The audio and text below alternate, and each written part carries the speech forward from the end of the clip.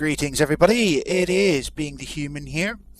Now, many of you are probably aware of my stance in regards to the whole science versus creationism debate. I'd like to stress at this point that while I attack creationism rather aggressively, I am not here to attack anyone's beliefs in particular. I'm not here to attack Christians or Christianity. I'm here to attack stupidity and religious dogma presented as scientifically accredited fact. Now, the simple fact of the matter is that creationism, intelligent design, or whatever other name they want to give it to lend it more credibility, is not fact. It isn't provable. And the reason it's not taught in schools or accepted as scientific fact is because it cannot stand up to the scientific scrutiny of men that are far smarter than they are and are indeed far smarter than I am. However, this hasn't stopped the creationists. No. They believe that because the world will not accept their dogma as scientific fact, that somehow equates to an attack on Christianity as a whole. Now, that's simply not the case, and I just want to urge Christians not to listen to this propaganda. It is not an attack on Christianity. It is a simple defense of good science versus bad science. Now, most creationists in this whole science versus creationism debate, conflict, whatever you want to call it, most creationists will home in on the theory of evolution as the greatest of attacks against their religious beliefs. And they'll say things like, one cannot believe in God and believe in evolution. Now, this is simply preposterous nonsense. God and science are not mutually exclusive, and they never will be. But in an effort to gain a little bit of power, a little bit of authority, and more control over the faithful, creationists will immorally claim this to be the case, even though they know that quite the opposite is in fact true. Now, the theory of evolution has been accepted as a fact for quite some time now, and in 1996 the Vatican released a press release from Pope John Paul II. Now, I won't read you the full release, it's far too large and lengthy to do so, but I will point out one of his arguments that makes it clear that he is in favour of the theory of evolution. Now, he's quoted as saying as, "Humani generis considered the doctrine of evolutionism as a serious hypothesis worthy of a more deeply studied investigation and reflection on a par with the opposite hypothesis. Today, more than half a century after this encyclical, new knowledge leads us to recognize in the theory of evolution more than a hypothesis." So basically he's saying that the theory of evolution isn't a hypothesis anymore, it's the evidence that's been collected now makes it a fact.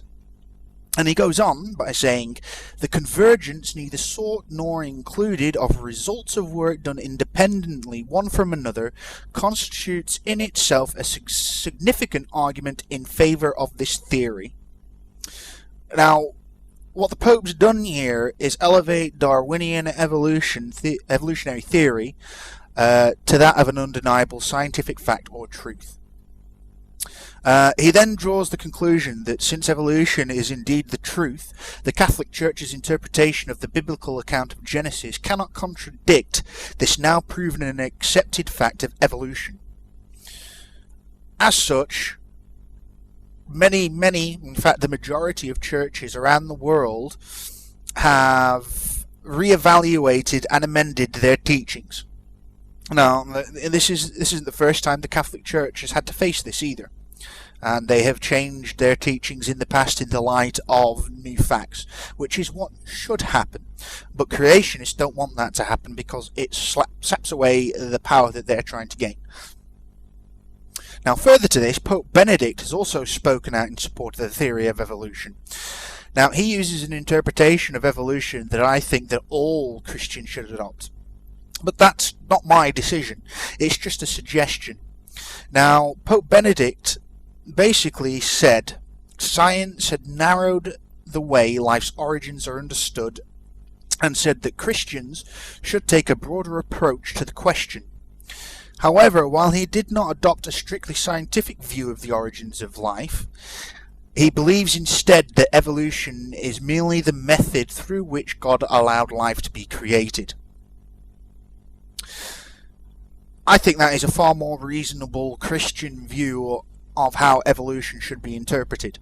Rather than it being a denial of God entirely, look at it as the method and the tool which God used to create life to begin with over millions of years. I think it's far more extraordinary doing it that way, and far more complex and detailed and rich than just snapping his fingers and creating everything.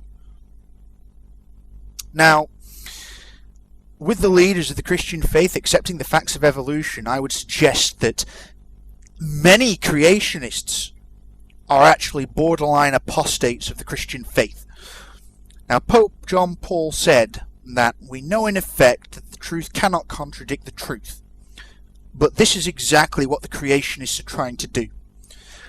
They conveniently ignore the truth of evolution, believing instead their own religious dogma, turning their backs on the guidance of their religious leaders. And that is absolutely ridiculous. When a pope speaks, the entire Christian faith is supposed to listen and take heed of the advice that he gives. But the creationists are not doing that. They are sticking their fingers in their ears, and they are not listening to the facts as they are presented to them. They are living in their own little worlds, right, where the rest of reality is blocked out, and only their dogma and their beliefs hold any weight, regardless of what's put right in front of their eyes and proven as fact. In fact, they don't even see the proof.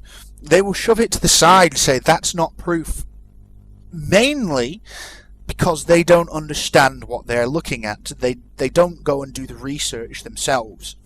And some of the creationist evangelists, such as Kent Hovind, Ted Haggard, Gear Up, they take advantage of this. They take advantage of the fact that they know that these people have not gone and done the research themselves.